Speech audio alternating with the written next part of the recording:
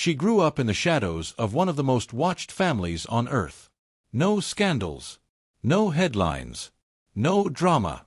While the world obsessed over Harry and Meghan, while Andrew's reputation collapsed, and while William and Kate carried the weight of the future crown, one young woman was quietly becoming something nobody expected.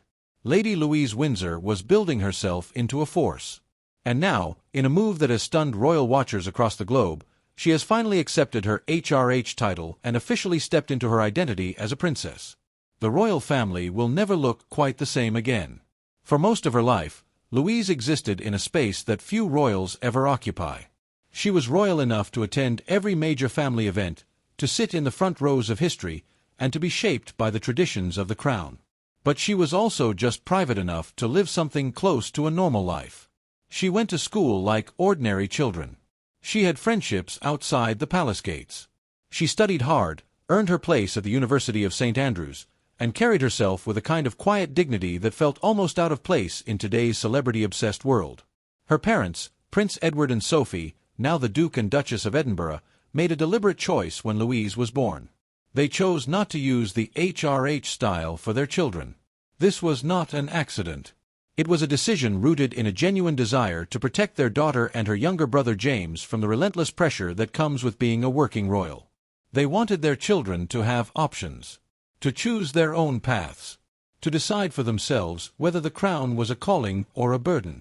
And for years, Louise seemed to honor that choice. She stayed low. She smiled at the right moments. She appeared at royal engagements without demanding attention. She was present without being loud.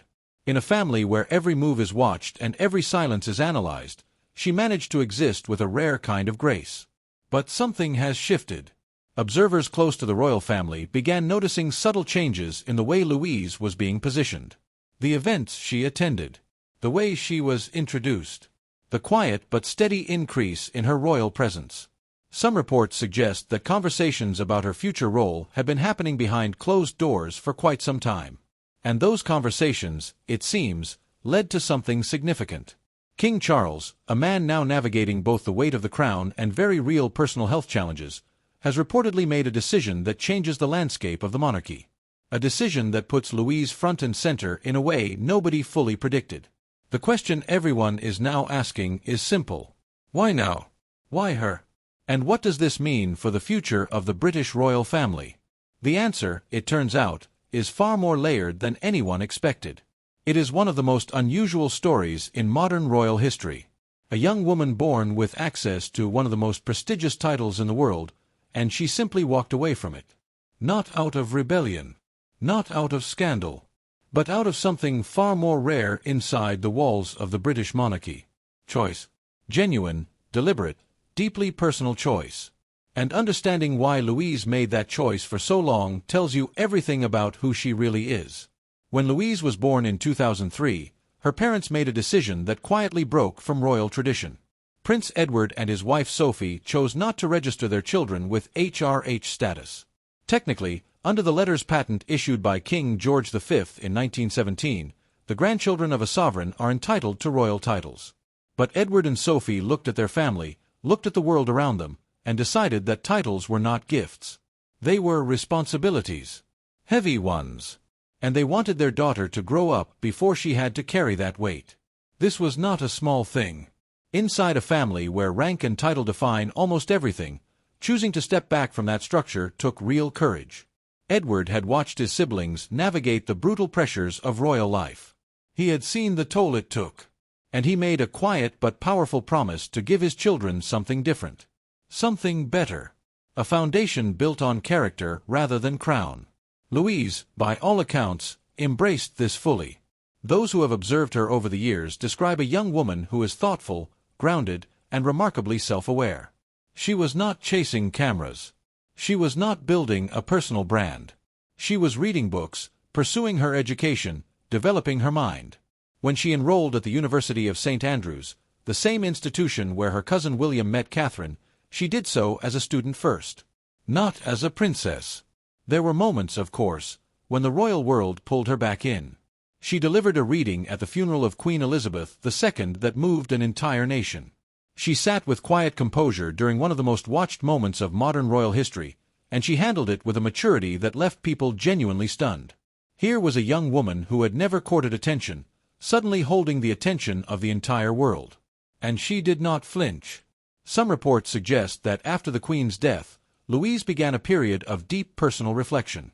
Losing her grandmother, a woman she was extraordinarily close to, changed something inside her. Many believe that relationship was a defining force in Louise's life. The Queen saw something in her granddaughter. A steadiness, a seriousness of purpose that is increasingly rare in the modern royal family. And perhaps it was that loss, combined with the changing landscape of the monarchy around her, that began to shift Louise's thinking about her future. Because walking away from a title is one thing, but walking toward your destiny, on your own terms, in your own time, is something else entirely. If you are enjoying this breakdown, like this video and subscribe for more deep royal analysis. There are moments in royal history that appear small on the surface but carry enormous weight underneath. A quiet conversation. A private meeting.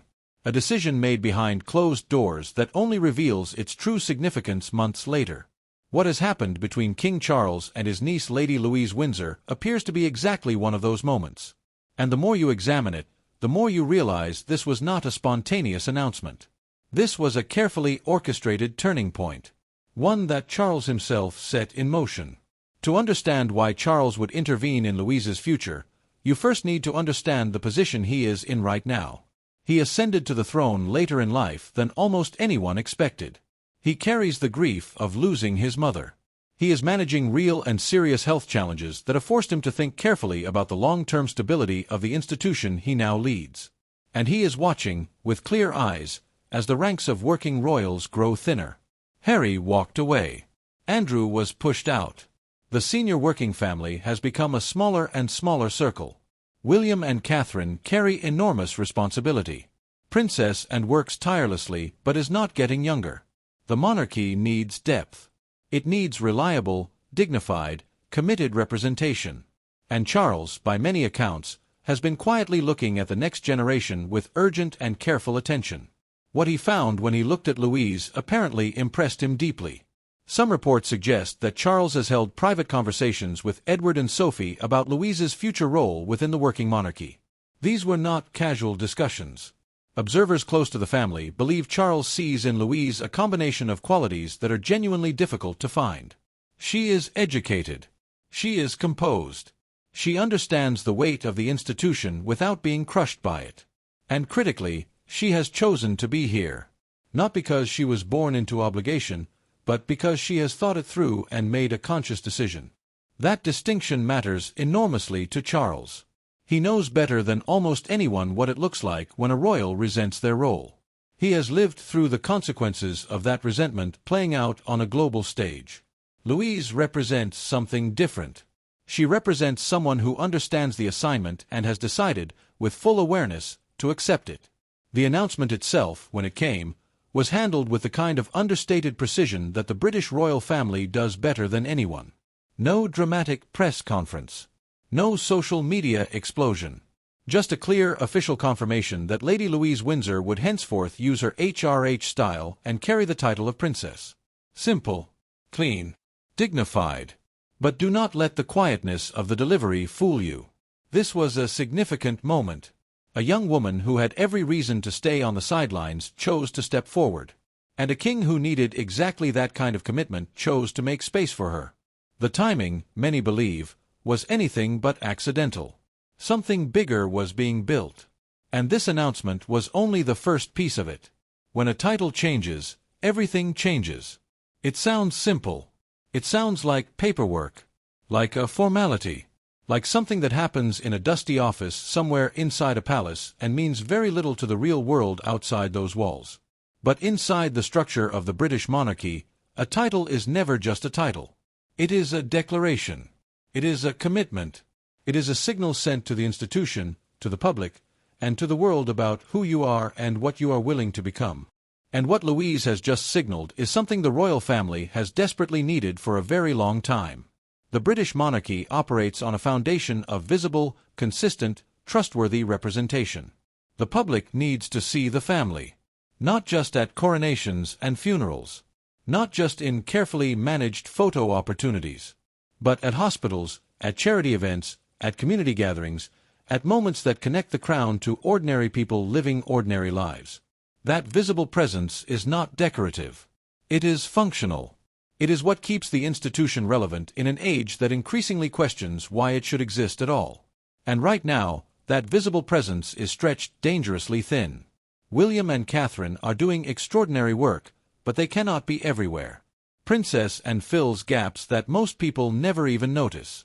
King Charles himself pushes forward despite health challenges that would sideline most people. But the honest reality is that the working monarchy needs more hands, more faces, more committed individuals willing to show up, do the work, and represent the crown with grace and consistency. Louise stepping forward changes that calculation. She is young, which matters. She is articulate, which matters even more.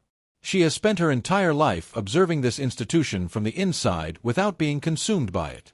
She understands its rhythms, its demands, its history, and its contradictions. That combination of insider knowledge and outsider perspective is genuinely rare. And it makes her potentially one of the most valuable assets the modern monarchy has. Some observers believe that accepting the HRH title also sends a quiet but powerful message to the factions within the family that have caused so much damage in recent years. It says that the next generation does not have to choose between personal freedom and royal duty. It says that it is possible to grow up grounded, pursue education, develop a genuine identity, and still choose to serve. Louise's journey directly challenges the narrative that the monarchy is a trap, that you either escape it or it destroys you. Her brother James, Viscount Severn, will be watching closely. So will a public that has grown weary of royal drama and is hungry for something that feels stable and sincere. But accepting a title is only the beginning. Titles without purpose are just words. What Louise does next, how she builds her royal role, which causes she champions, which spaces she chooses to occupy, will determine whether this moment becomes a footnote or a turning point. And from everything observers have seen so far, Louise Windsor is not someone who does anything halfway. If you are enjoying this breakdown, like this video and subscribe for more deep royal analysis. Nothing inside the British monarchy happens without layers. That is one of the oldest truths about this institution. What you see on the surface is almost never the complete picture. The carefully worded statements, the precisely timed announcements, the dignified silences that speak louder than any press release. Every move is calculated. Every decision carries meaning beyond its obvious face value. And when you look closely at the announcements surrounding Louise and her HRH title, you begin to see something far more strategic than a simple family update. You begin to see a power move. A quiet, elegant, deeply deliberate power move. Start with the timing. This announcement did not arrive during a period of royal calm. It arrived during one of the most turbulent stretches in the modern history of the monarchy. King Charles is managing his health while simultaneously trying to redefine what the crown looks like in the 21st century. The Wales family is navigating Catherine's own health recovery while maintaining their position as the future of the institution. And hovering over everything, like a storm that never quite passes, is the ongoing tension created by the Duke and Duchess of Sussex and their continued commentary from across the Atlantic. In that environment, the elevation of Louise is not just a family decision. It is a statement. It tells the world that the monarchy is not shrinking. It is not retreating.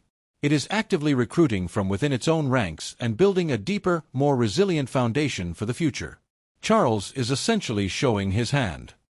He is saying that he has thought carefully about succession, about stability, about the public face of the crown, and he has found in his own niece someone worthy of that investment. But there is another layer here that many people are missing entirely. Consider what Louise's elevation does to the broader narrative around royal relevance. For years, critics of the monarchy have pointed to the Sussex situation as evidence that the institution is broken, that it chews people up, that it demands conformity at the cost of humanity.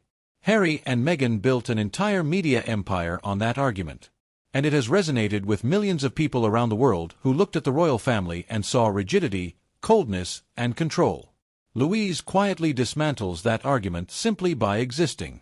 Here is a young woman who was given every opportunity to walk away completely. Her parents actively protected her right to do exactly that. She had a normal education, a private life, real choices. And she looked at all of those choices and decided that serving the crown was worth it. That is not the decision of someone who feels trapped. That is the decision of someone who genuinely believes in something larger than herself. Some reports suggest that palace advisors have been keenly aware of this narrative dimension. Many believe that Louise's story is being positioned, carefully and deliberately, as a counter-narrative to the Sussex exodus. Not through direct confrontation. Not through public statements or bitter interviews. But through the simple, powerful contrast of a young royal who chose to stay. And in the quiet war of royal narratives that has defined this era, choosing to stay, loudly and officially and with full commitment, is perhaps the most powerful move of all. The chessboard has shifted. And Louise Windsor just became one of the most important pieces on it. There are rare moments in the life of an institution when everything that came before suddenly makes sense. When the struggles, the losses, the quiet years of uncertainty all reveal themselves as necessary steps toward something bigger. The British monarchy is standing at one of those moments right now. And at the center of it, in a way that almost nobody predicted even 5 years ago, stands a young woman from Edinburgh. Calm, prepared, quietly determined. Lady Louise Windsor, now Princess Louise, is not just accepting a title. She is stepping into a story that is still being written. And the chapter she is about to author may be one of the most important in the modern history of the crown. To understand what her future role might look like, you have to understand what the monarchy needs most right now. It does not need more glamour. It does not need more drama. It does not need another personality who burns bright and fast before collapsing under the pressure of public life. What it needs, more than almost anything else, is steadiness. Depth. The kind of presence that makes people feel that the institution is in safe hands. That behind the ceremonies and the crowns and the carefully choreographed appearances, there are real human beings with genuine values and serious intentions. Louise offers all of that. And she offers something else that is increasingly rare inside royal circles. She offers authenticity. She has not been manufactured by a press team. She has not been groomed from birth to perform a specific role. She developed on her own terms, in her own time, guided by parents who understood that real strength cannot be imposed from outside. It has to grow from within. And what has grown within Louise Windsor is something the public can feel even through a screen. A realness. A groundedness. A sense that she is exactly who she appears to be. Those close to the family suggest that Louise is already in conversations about which charitable causes she will champion as a working royal. Her interests are genuine and wide-ranging. She has shown a deep connection to causes surrounding disability awareness, something that connects directly to her own early experiences navigating visual impairment as a child.